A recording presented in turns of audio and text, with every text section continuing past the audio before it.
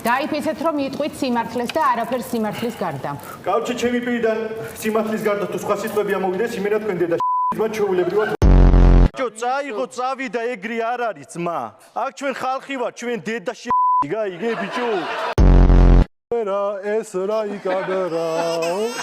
ბავშვს რა მაგრადუვლის, მოდი შევრიგდეთ რა ძმა რა. მაგარი კაცია ბიჭო, აისუა რა გამოთქმა რა. კაცი მეგონა ყოფილაო კაროჩი რა. ვახრა მაგრად მღერი ხართ ბიჭო, თუ მაგრები არ იყო თქვენ დედა